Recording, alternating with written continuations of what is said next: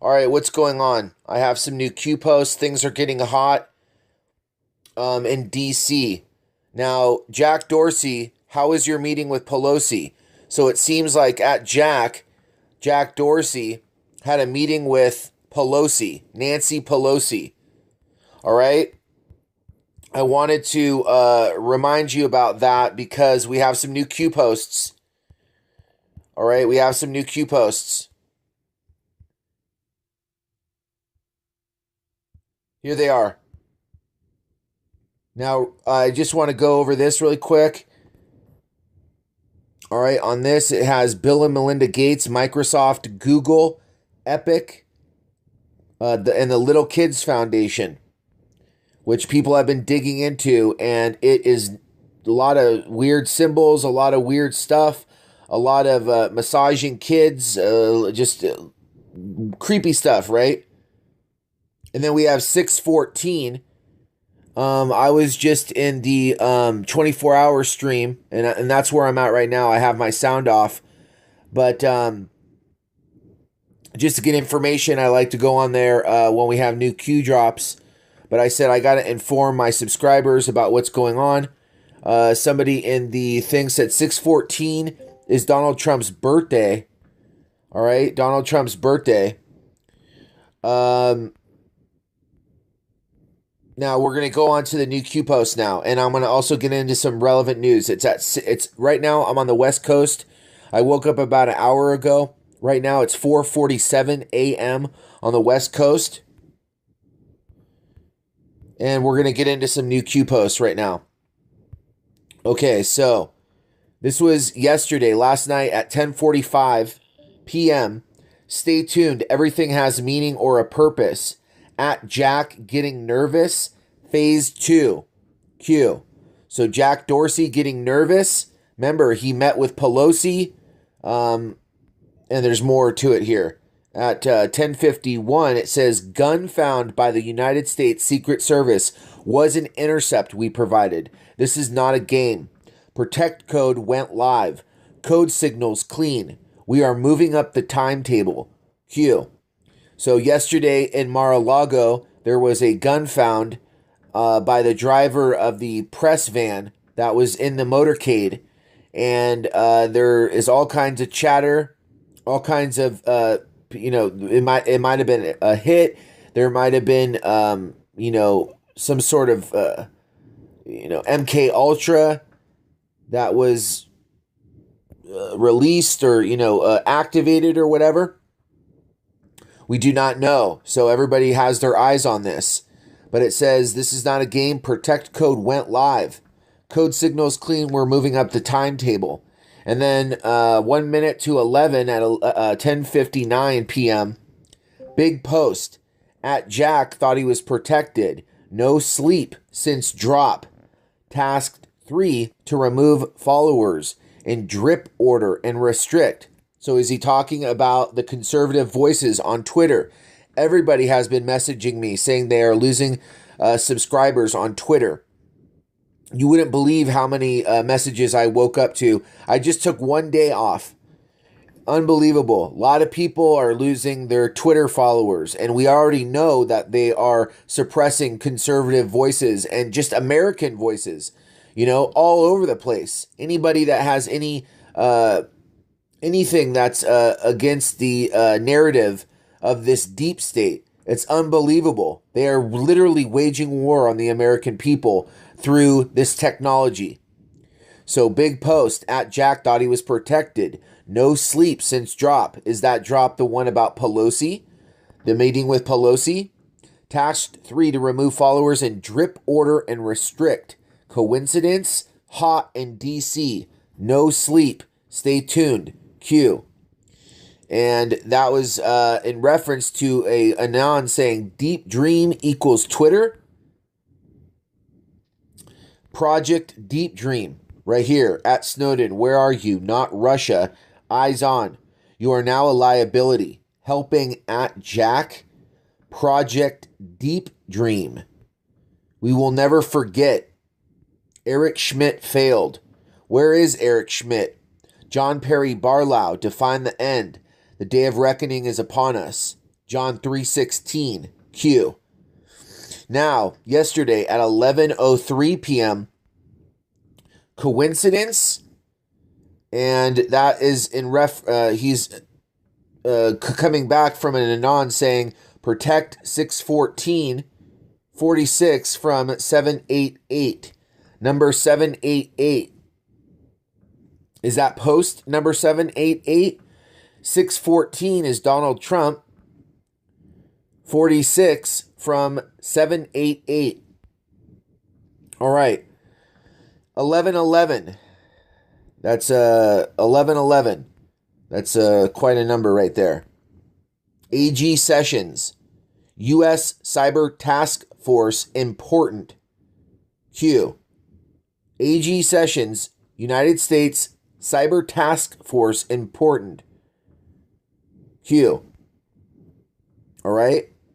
And then right now, some things that are breaking as far as news is concerned. There has been, hold on.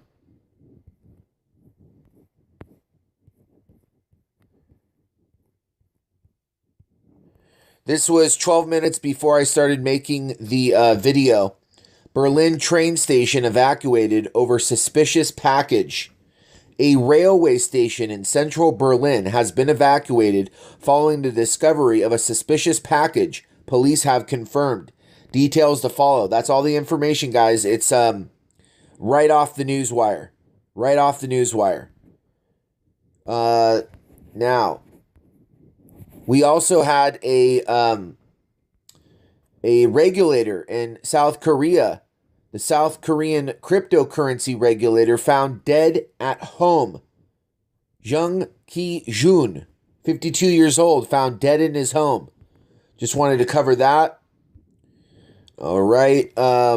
What else?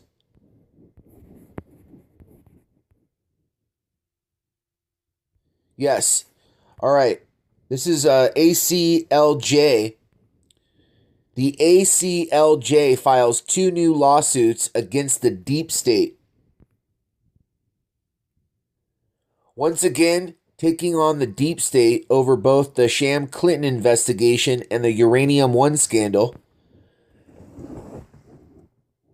The ACLJ files 2 new lawsuits against Deep State Comey's Deep State DOJ and Comey sham investigation in Uranium-1. Hold on. I'm making my screen bigger. Sorry, it got cut off. So the ACLJ files 2 new lawsuits against Deep State DOJ and FBI over Comey's sham investigation and Uranium-1 scandal. American Center for Law and Justice. In response to what has become an all too familiar pattern and practice of failure by several federal bureaucratic agencies to comply with Freedom of Information Act requirements and answer the ACLJ's FOIA request as the law requires, we filed 2 new FOIA lawsuits in which we are asking a federal court to order the agencies to issue determinations and produce documents responsive to the ACLJ's FOIA request. The first lawsuit is against 4 agencies: the Department of State, Department of Justice, Federal Bureau of Investigation, and the U.S. Treasury Department. In this suit, we are seeking to obtain documents concerning a decision by the Committee on Foreign Investments in the United States to transfer the United States' controlling interest in Uranium-1 to the Russian state-owned ARMS, ARMZ, a wholly owned subsidiary of the Russian nuclear giant Rosatom. As we reported last November, the U.S. transfer is highly suspect. Why would the Obama administration approve a deal that would result in making Rosatom one of the world's largest uranium producers and bring Mr. Putin closer to his goal of controlling much of the global uranium supply chain? It is further reported that at the time CFIUS approved the deal, the FBI was investigating bribes, kickbacks, and racketeering by the Russian conglomerate's American subsidiary calculated to compromise contracts in the American nuclear energy industry, and the Attorney General's representative sat on CFIUS. Russian nuclear officials had reportedly given $145 million to the Clinton Foundation, while then Secretary Clinton's representative sat on the CFIUS, and then Secretary Clinton's husband received $500,000 from the Russian government for a speech in Moscow.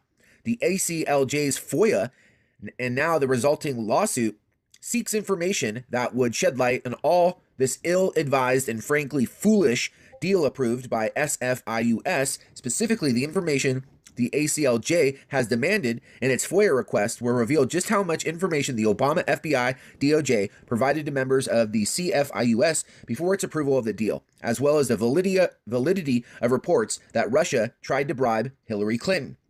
Just last week, an FBI informant involved in the controversial Uranium-1 deal, silenced under the Obama administration and threatened with prosecution for sharing details regarding the Uranium-1 deal, gave a 10-page statement to the Senate Judiciary Committee, House Intelligence Committee, and House Oversight and Government Reform Committee that APCO Worldwide, a global public affairs consulting firm headquartered in Washington, D.C., District of Criminals, was hired by Russia in an effort to influence the Obama administration and Hillary Clinton. According to the informant, Russian nuclear officials told him at various times that they had expected APCO to apply a portion of its funds received from Russia to provide in-kind support for the Clintons' global initiative. Specifically, in exchange for Russia's payment of more than $3 million, APCO was expected to give assistance free of charge to the Clinton Global Initiative as part of their effort to create a favorable environment to ensure the Obama administration made affirmative decisions on everything from Uranium-1 to the U.S.-Russia Civilian Nuclear Cooperation Agreement. In light of this newly released info, immediate release of the information sought by the ACLJ in its FOIA request is more important than ever, a fact that even the DOJ and FBI have acknowledged.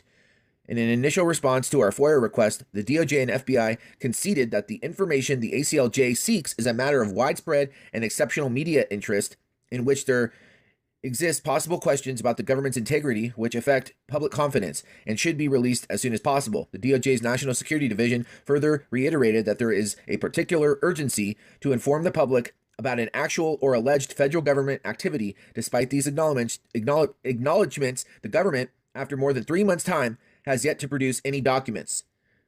ACLJ's new lawsuit, because it will proceed under the supervision of a federal court, will prevent further delay by these agencies in responding to our FOIA request. In our record's second lawsuit, the ACLJ demands documents long overdue from the DOJ and FBI relating to the FBI's investigation under fired FBI Director James Comey into Hillary Clinton's use of private email servers and treatment of classified information. As you might recall, late last year, the Senate Judiciary Committee obtained information, including the transcripts of FBI interviews of multiple witnesses in the investigation, which calls into question the objectivity of the FBI's investigation. As the interviews revealed, Comey drafted a statement clearing Clinton as early as April or May, months before the FBI interviewed several key witnesses, including Clinton herself, who wasn't interviewed until July 2nd, days before Comey publicly announced his decision not to pursue criminal charges. In addition, the Department of Justice entered into a highly unusual immunity agreement with key witnesses in the investigation, including Cheryl Mills, Clinton's top aide, and Heather Samuelson, the aide tasked with going through the Clinton emails and deciding which should be made public and which to be deleted. It is reported that Mills and Samuelson agreed to allow the agency access to their computers in exchange for immunity, i.e. DOJ's assurances that the findings of those searches would not be used against them. We now know that the early drafts of Comey's statement announcing his decision not to pursue criminal charges against Hillary Clinton strongly indicated she had violated federal law by hosting and sharing top-secret information on a private server to shed light on what appears more and more to be a sham investigation by the Comey-led FBI. And the ACLJ's FOIA request seeks several distinct categories of records, including all records concerning or relating in any manner to the decision of FBI declining to prosecute Hillary Rodham Clinton, all drafts of then-Director Comey's statement closing the Clinton investigation from his original draft in early 2016 to the final version, all records regarding Comey's decision to close the Hillary Clinton investigation and not to prosecute her, all evidence of potential violations of the statutes regarding the handling of classified information received by Comey in his statement on July 5, 2016. All records concerning the immunity agreements entered into between the Department of Justice and witnesses and or subjects of the FBI's Clinton investigation, including Cheryl Mills and Heather Samuelson, and all grand jury subpoenas obtained by the FBI to compel information from Hillary Clinton's internet service provider. And then, so while the FBI responded to the ACLJ's request in October 2017 in what purported to be the final and complete response to the ACLJ's request, simply directing the ACLJ to the FBI's FOIA library, the Vault, On the FBI's public website, the ACLJ quickly determined that the FBI's response was woefully inadequate. In fact, the documents on the vault were responsive, at best, to only one category of documents requested, prior drafts of Comey's statement. In addition, the documents contained inappropriate redactions by the FBI. Inappropriate redactions by the FBI. 2 of the 3 emails from then Director Comey posted on the vault were entirely redacted. Dozens of other pages, presumably relating to Comey's draft statement, were withheld in their entirety. Thus, the ACLJ's appeal of the FBI determination, but predictably, the FBI DOJ never responded to the ACLJ's appeal. In the lawsuit filed yesterday against the FBI and DOJ, the ACLJ challenges the adequacy of the FBI search for documents and asks the court, among other things, to direct the FBI to perform an expedited, adequate search and produce all responsive records in its possession, and 2, order that DOJ immediately respond to the ACLJ's appeal. We will continue to hold the deep state bureaucracy accountable. Awesome. Awesome. Just wanted to give you a quick update. I know that wasn't quick, but that was 22 hours ago. Bam. This has been James from the Research Revolution. I'm out of here. Sessions forms U.S. Cyber Task Force after election warning. AG Sessions creates new task force to combat cyber threats.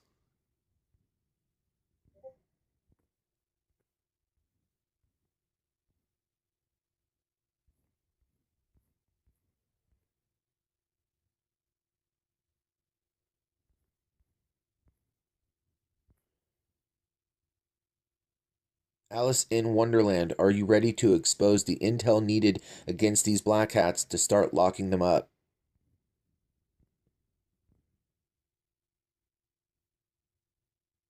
Maybe phase 1 was cutting the strings. Maybe phase 2 will be the roundup of bad actors, or maybe something to do with the media outlets.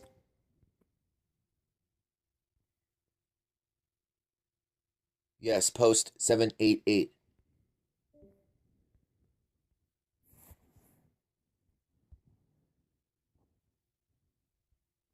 Sessions convenes Cyber Task Force in part to explore election interference.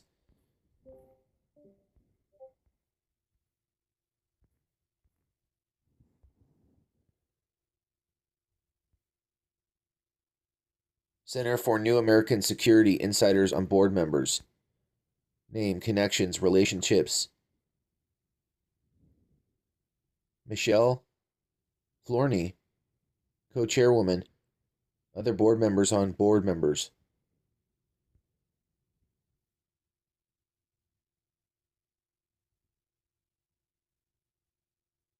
Joseph Lieberman. William Perry. Madeleine Albright.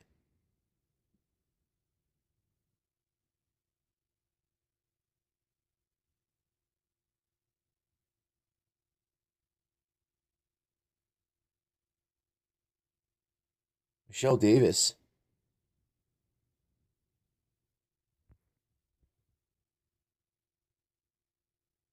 Search Brock Little, prior 2020 Breads.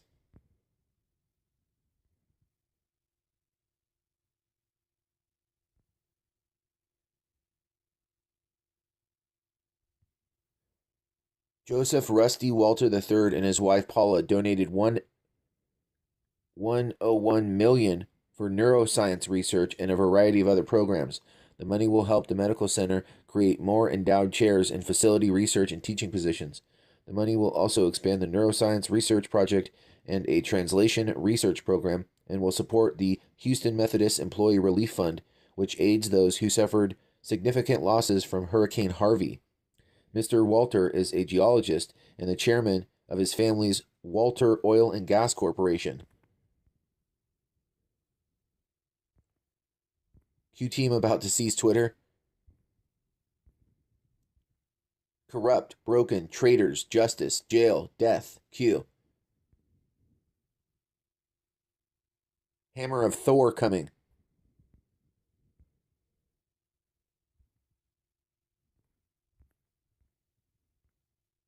Giuliani involved? At Jack is censoring free speech. Unconstitutional.